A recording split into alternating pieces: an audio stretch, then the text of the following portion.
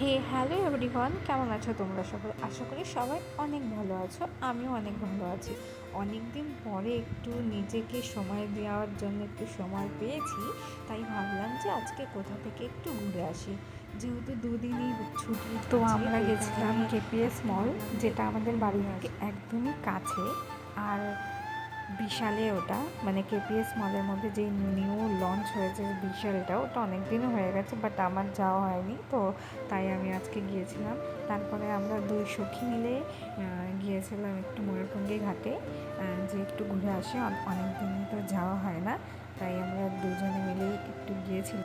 তারপরে রাস্তায় আমরা দুজনে মিলে একটু ঢং করছিলাম।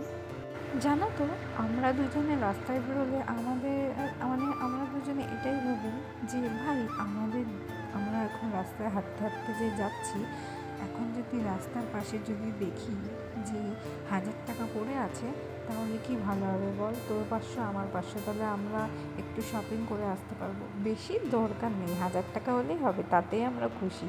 কি বলো তো গাইস, গরিবস আছি, গরিবস।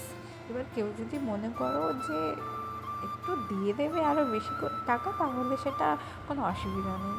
তারপর আমরা দুজন হাঁটতে হাঁটতে চলে গিয়েছিলাম ফেমাস দাদা বৌদির ফুচকার দোকানে, যেখানে দেখো কতটা ভিড়, প্রতিদিনই এরকম ভিড় থাকে। তো চুচড়োতে আসবো, এখান থেকে ফুচকা খাবো না সেটা তো হতেই পারে না। এখানের ফুচকা, দই ফুচকা আর পাপড়ি চাট আমার মানে খুবই ভালো লাগে।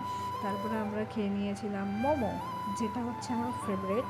মানে এটা ছাড়া আমার চলবে না, বেরোলে আমাকে এটা খেতেই হবে। তারপরে সমস্ত কিছু ঘোরার পরে অনেক রাতও হয়ে গেছিলো, আমরা দুজনে বেরিয়েও পড়েছিলাম বাড়ি যাওয়ার উদ্দেশ্যে। তো আজকের মতো টাটা, বাই।